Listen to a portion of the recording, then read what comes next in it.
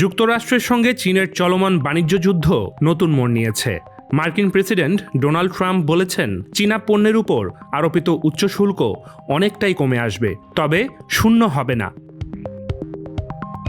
22 April white হাউসে এক সংবাদ সম্মেলনে এমন মন্তব্য করেন ট্রাম্প। এই মন্তব্য বিগত কয়েক সপ্তাহ ধরে চীনের সঙ্গে চলমান বাণিজ্য যুদ্ধে ট্রাম্পের পিছু হটবারই ইঙ্গিত বহন করে। সাংবাদিকদের সঙ্গে এক প্রশ্নোত্তর পর্বে আমেরিকার বাজারে চীনা পণ্যের উপর উচ্চ হারের শুল্ক প্রসঙ্গে ট্রাম্প বলেন, 145% শুল্ক অনেক বেশি এবং এটা এতটা বেশি থাকবে না। ট্রাম্প জানান, চীনা পণ্যের উপর শুল্ক হার অনেকটাই কমে আসবে, তবে শূন্য হবে না। যুক্তরাষ্ট্র ও চীনের পারস্পরিক উচ্চ শুল্ক দুদেশের মধ্যে বাণিজ্য কার্যত বন্ধ করে দিয়েছে। যুক্তরাষ্ট্রের ট্রেজারি সেক্রেটারি স্কট বেসেন্টের দেওয়া এমন এক বক্তব্যের প্রসঙ্গে সাংবাদিকরা প্রশ্ন করলে ট্রাম্প এমন মন্তব্য করেন। সম্প্রতি একটি বেসরকারি বিনিয়োগ সম্মেলনে বেসেন্ট বলেন, চীনের সঙ্গে বাণিজ্য যুদ্ধ টেকসই নয় এবং তিনি আশা করছেন এই লড়াই খুব শীঘ্রই শেষ হবে।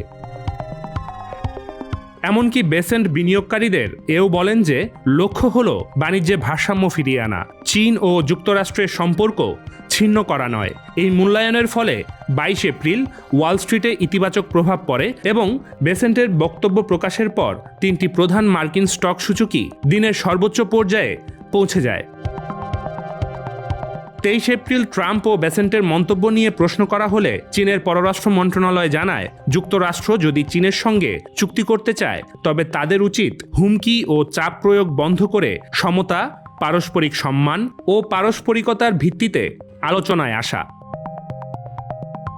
চীনের পররাষ্ট্র মন্ত্রণালয়ের মুখপাত্র কুও চিয়াকুন সংবাদ সম্মেলনে সাংবাদিকদের জানান, আমেরিকা একদিকে চুক্তি করতে চায় বলছে, আবার অন্যদিকে সর্বোচ্চ চাপও প্রয়োগ করছে। এটি চীনের সঙ্গে যুক্ত হওয়ার সঠিক পদ্ধতি নয় এবং এ পদ্ধতি কোনো কাজেও আসবে না। তিনি আরও বলেন, যুক্তরাষ্ট্রের শুরু করা শুল্কযুদ্ধ নিয়ে চীনের অবস্থান স্পষ্ট। আমরা লড়াই করতে চাই না, তবে লড়াই করতে ভয়ও পাই না। যদি লড়াই করতে হয় আমরা শেষ পর্যন্ত লড়ব, আর যদি আলোচনা হয় আমাদের দরজা সব সময় খোলা। উল্লেখ্য, এপ্রিলের প্রথম সপ্তাহে শুরু হওয়া বাণিজ্য যুদ্ধে চীন সর্বশেষ 11 এপ্রিল যুক্তরাষ্ট্রের পণ্যের উপর 125% শুল্ক আরোপের ঘোষণা দেয়। চীন এও জানায়, এরপর যুক্তরাষ্ট্র আবার পাল্টা শুল্ক আরোপ করলে চীন আর এতে সাড়া দেবে না।